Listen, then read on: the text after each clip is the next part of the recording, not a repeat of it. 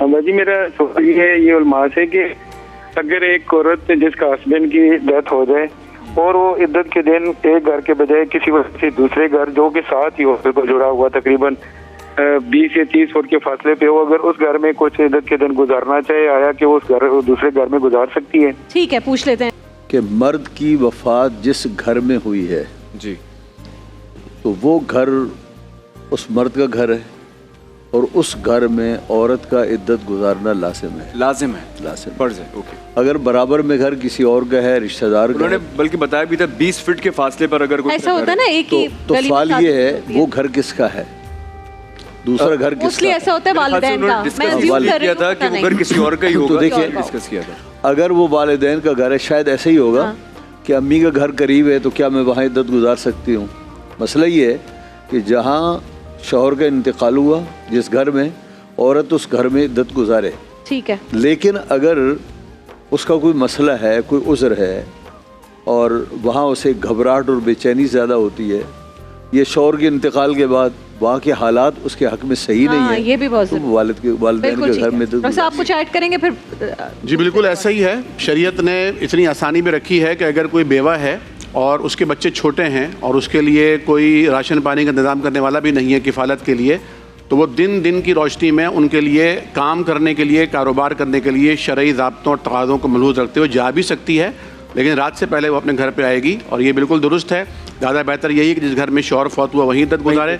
अगर वो बुज़ुर्ग खातून है, जिस तरह हमारे यहाँ बहुत ज़्यादा सख्ती की जाती है कि बिल्कुल सहन भी ना देख सके वो, और कोई मेहमान आए तो उससे मुलाकात भी ना करे, ऐसा कोई तसव्वुर नहीं है। सोग मनाना है और इद्दत गुजारनी है 4 माह 10 दिन। लेकिन इस दौरान अगर वो बीमार हो जाती है तो अस्पताल भी जा सकती है अपने महरम रिश्तेदार के साथ, और अगर उसके बेटे हैं, वो बहुत बुजुर्ग खातून है, तो अपने बेटों के घर भी वक्तन वक्तन जा सकती है। बिल्कुल ठीक है, आप कुछ ऐड करना चाहें? जी, अहले बैत अलैहिस्सलाम की नज़र बता दूं। देखें, इद्दत का फ़लसफ़ा ये है कि अब उस शौहर का गम भी मनाना है और साथ साथ अगर कोई हामिल है तो उसके मसले को भी वाज़े होना है।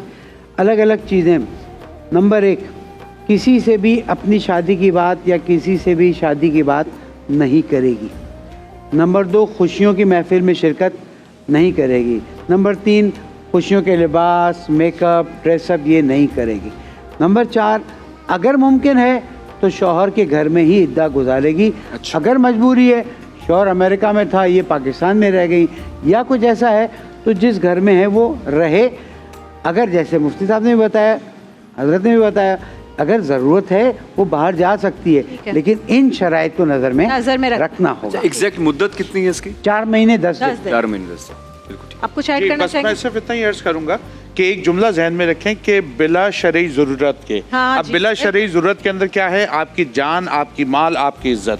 अगर इन तीनों के ऊपर कोई ख़तरा है, ऐसी सूरत में आप मूव कर सकते हैं। अगर ये ख़तरात नहीं हैं तो फिर आप उसी घर में इद्दत गुजारेंगी जिस पे आपके शौहर का इंतकाल हुआ है। ठीक है ना? तो अब नान नफ़क़ा कमाना ज़रूरत है तो आप जा सकती हैं। अगर आपकी तबीयत ख़राब है, डॉक्टर के यहाँ जा सकती हैं। अगर आपको उस घर के हालात इतने ख़राब हो गए कि आपके जो देवर हैं या दीगर लोग हैं, अगर वो अपने घर की वाहिद कफील हैं और जॉब करती हैं तो कर सकती हैं? जी वो कर सकती हैं। अगर वाहिद कफील हैं कि उनकी ज़िंदगी का नान नफ़क़ा का मसला है ना, तो वो दिन की रोशनी में जाएंगी और दिन की रोशनी में ही लौट कर आएंगी, लेकिन आते जाते हुए जो शरई हिजाब है और शरई ज़रूरियात है मसला ये आता है। हमारी भी कुछ इंडस्ट्री की कुछ खवातीन ने, हिना ख्वाजा बयात साहिबा हैं, वो अक्सर काम करती हैं, उन्होंने एक दफ़ा कह दिया कि मेरे शौहर ने मुझे कहा था कि तुम इद्दत में मत बैठना क्योंकि तुम सोल अर्नर हो। और जब मैं गई तो लोगों ने बड़ी तनकीद की और भी कुछ खवातीन ने इस तरह की बात की। इसमें एक बहन बुनियादी बात ध्यान में रखें कि शौहर को ये इख्तियार नहीं है कि वो अपनी तरफ से फैसला करे कि आप इद्दत में बैठे ना बैठे। ये तो अल्लाह उसके रसूल के फैसले हुए। कोई औलाद नहीं है ना।